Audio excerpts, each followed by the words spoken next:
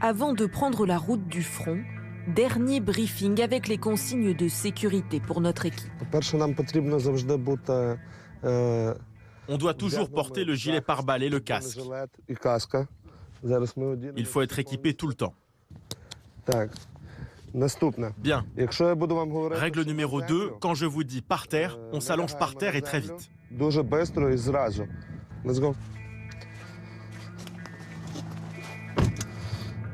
Ils partent avec ces militaires ukrainiens, direction Bilozyrka.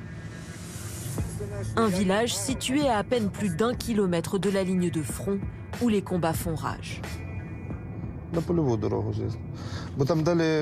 On va contourner par les champs. Nous ne pouvons pas passer par la route car le pont ici est détruit. Alors que leur destination n'est plus qu'à quelques kilomètres, nos reporters sont priés d'éteindre leur téléphone. Dans le village, il n'y a que 17 personnes. Si nous y entrons en voiture avec 5 téléphones allumés, les Russes verront tout de suite qu'il y a plus de monde dans le périmètre. Ils corrigeront leurs tirs et nous serons visés. Nous approchons finalement du village. Cette école a servi de campement aux soldats russes avant d'être reconquise par les Ukrainiens mi-mars. Il y a des bombardements en permanence ici. Pendant une semaine, les hommes de Vladimir Poutine y ont vécu. Vous pouvez jeter un œil dans cette pièce. Dans ces salles de classe, ils ont installé leurs affaires et même entassé leurs butins. Ils rassemblaient ici des objets volés, des ordinateurs, des imprimantes, encore des imprimantes par là, une vieille télévision, un clavier. Ils voulaient voler tout cela. Je ne sais pas pourquoi ils en avaient besoin. Face à la contre-offensive de l'armée ukrainienne, les Russes ont fui les lieux dans la précipitation, sans combattre, d'après les soldats de Kiev. Ça, c'est une de leurs boîtes à munitions. Toutefois, le site est toujours à risque.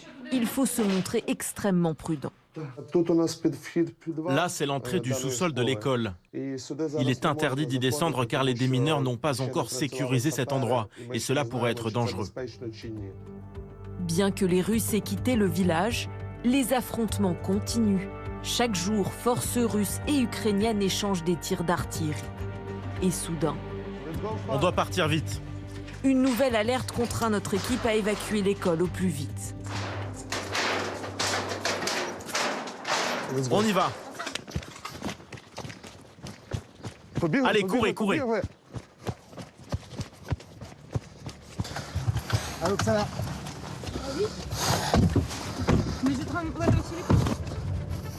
Forcée de fuir rapidement, notre équipe trouve finalement refuge dans cet abri. Une base à l'emplacement tenu secret. Bonjour. Des soldats ukrainiens, comme Vadim Chorny, 20 ans de carrière dans l'armée y séjournent. Un quotidien difficile. Pour l'adoucir, ces hommes accrochent au mur des dessins d'enfants. Ils les envoient aux soldats qui se trouvent au front pour que nos militaires puissent ressentir un peu de chaleur de leur famille, pour améliorer leur morale. Le soir, on s'installe et on regarde les dessins, et la nuit, on rêve de nos maisons. Parfois, des lettres leur sont adressées. Merci pour les nuits tranquilles et pour avoir sécurisé notre ciel, pour votre bravoure. Merci pour tout ce que vous êtes. Nous vous respectons énormément. Nous prions et demandons à Dieu qu'il vous protège. Vous êtes nos héros. Un brin de poésie dans une réalité douloureuse. Ces soldats luttent péniblement contre l'avancée des Russes. Leur système d'artillerie nous empêche d'avancer aussi vite qu'on le voudrait, mais par dizaines, par centaines de mètres, on avance quand même. On gagne et on reprend notre territoire. Dans les environs, il ne reste plus que des villages fantômes.